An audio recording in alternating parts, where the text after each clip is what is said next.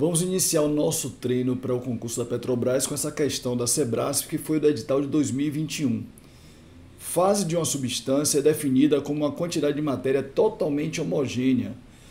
Quando mais de uma fase estão presentes, elas se acham separadas entre si por meio dos contornos das fases. Em cada fase, a substância pode existir em vários estados, descritos por certas propriedades macroscópicas observáveis, como temperatura, pressão, densidade. A respeito desse assunto, julgue os itens seguintes. E aí a Sebrasp propõe duas proposições, né, para que nós possamos avaliar em certo ou errado. Lembrando que na maioria dos editais, quando você coloca de acordo com o gabarito, você ganha 1 ponto. Quando você coloca em desacordo com o gabarito, você ganha menos 1 ponto. Então, é uma banca que você precisa tomar cuidado no momento de resolver as questões. Então, na primeira proposição, ela fala: em um dado estado da substância, cada uma das suas propriedades pode ter mais de um valor definido, dependendo da forma pela qual a substância atingiu o estado considerado. E a proposição 2, as propriedades termodinâmicas das classes intensivas são independentes da massa.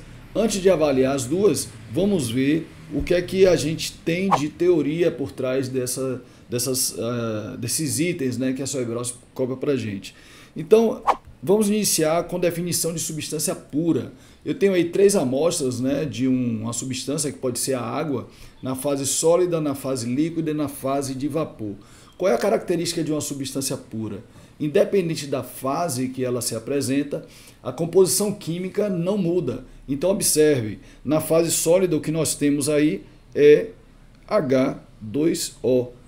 Se eu mudo da fase sólida para a fase líquida, a composição química permanece H2O. E se eu fizer ainda do líquido para o vapor, ainda assim eu terei H2O, de modo que, se a composição química se mantém invariável, você pode afirmar que a substância é uma substância pura. E aí tem a definição da nossa referência, né, que é o Fundamentos da Termodinâmica, que diz que uma substância pura é aquela que tem composição química invariável e homogênea, de acordo com o que a gente acabou de comentar. Seguindo então, vamos falar das propriedades de uma substância e os estados correspondentes, né? Novamente, temos aí 3 amostras de uma substância, um líquido, que pode ser a água. Observe que a amostra A está submetida a uma pressão de 100 kPa e a uma temperatura de 300 Kelvin. Já a amostra B experimenta uma pressão de 200 kPa e a temperatura 373 Kelvin. E a C, finalmente, 300 kPa e 400 Kelvin. As 3 amostras na fase líquida. Porém, cada uma dessas amostras se apresenta em um estado termodinâmico distinto. Por que isso? Porque o estado termodinâmico é dado pelas propriedades termodinâmicas. No caso aí nós temos apresentados nos exemplos as propriedades pressão e temperatura. Então, quando eu tenho 2 propriedades independentes, eu já consigo definir o estado termodinâmico da substância completamente.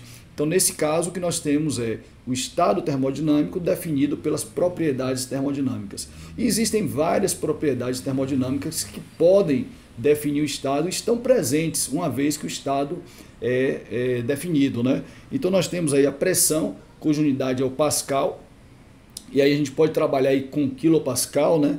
O quilopascal pode aparecer para a gente, que é 10 a terceira pascal. Tem também o megapascal, que é 10 a sexta, né? Eu coloco aqui, megapascal, que corresponde a 10 a sexta pascal. Além dessa propriedade pressão, tem também a temperatura. Temperatura termodinâmica dada em Kelvin. Isso é muito importante estar atento, né? Porque em algumas situações as questões trazem a temperatura em graus Celsius. E, a depender do problema, é necessário transformar de graus Celsius para Kelvin. Nesse caso, a relação, ó, temperatura em Kelvin igual a temperatura em Celsius mais 273. Essa relação para fazer a conversão de graus Celsius para Kelvin. Outra propriedade aí que é interessante, a massa específica, que é a unidade quilograma por metro cúbico. O volume específico, que é o oposto, né? da massa específica, é o metro cúbico por quilograma. O primeiro, massa específica, a gente vai usar a letrinha ρ para definir, e o volume específico, o V minúsculo. Energia interna, a unidade é o joule, né? Muitas vezes aparece o quilojoule, que é 10 a terceira joule. Tem também a entalpia, novamente uma forma de energia, né? Também em joule. E a entropia, joule por Kelvin. Todos esses exemplos são propriedades. Então, uma vez que a substância está em um estado termodinâmico, esses valores dessas propriedades estão definidos de forma inequívoca, tá? Então, seguindo aí, vamos observar esse caso de uma substância num estado termodinâmico que eu chamei de A. Pode ser um líquido, a água, por exemplo, com a pressão de 100 kPa e um volume de 2 vezes 10 a menos 4 metro cúbico.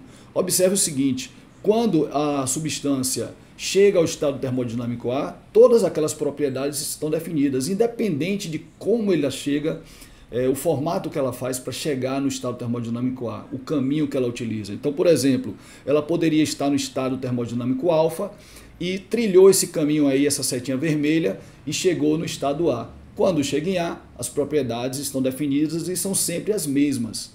Poderia também ter vindo pelo caminho B, independente do caminho beta no caso, né? Ou poderia ter vindo por esse caminho azul de ômega para A. Então, qualquer que seja o caminho, ao chegar no estado termodinâmico A, as propriedades sempre serão as mesmas. E aí o texto da nossa referência, né? Cada uma das propriedades de uma substância num dado estado apresenta somente um determinado valor. E essas propriedades têm sempre o mesmo valor para um dado estado, independentemente da forma pela qual a substância chegou a ele. Então veja, ó, você pode ter percorrido o caminho das linhas em vermelho, ou das linhas em verde, ou das linhas em azul, independente do caminho, chegando em A, chegando no estado termodinâmico A, as propriedades serão sempre as mesmas, tá? E aí, para continuar, vamos ver os tipos de propriedades. Nós temos duas possibilidades, né? Propriedades extensivas e intensivas. As extensivas são aquelas que dependem da massa. Se a massa variar, a propriedade muda.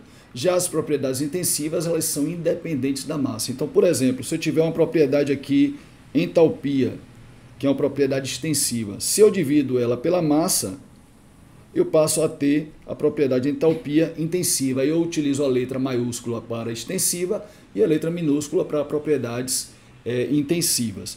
Dito isso, nós já podemos avaliar aquelas nossas duas proposições. A primeira, né? Em um dado estado da substância, cada uma das suas propriedades pode ter mais de um valor definido. Já vimos que tem alguma coisa errada aí, né? Dependendo da forma pela qual a substância atingiu o estado considerado. Então já vimos que o caminho não vai interferir nas propriedades do estado termodinâmico. Independente do caminho, as propriedades serão sempre as mesmas quando a substância chega em um dado estado termodinâmico. Então a proposição 1, no caso aí, ela é errada, tá? Já a proposição 2, as propriedades termodinâmicas das classes intensivas são independentes da massa. Como nós vimos, as intensivas não variam com a massa, portanto, a proposição 2 é correta. Então, finalizamos Sebrasp, o edital de 2021. Espero que vocês tenham aproveitado e vamos ao próximo vídeo.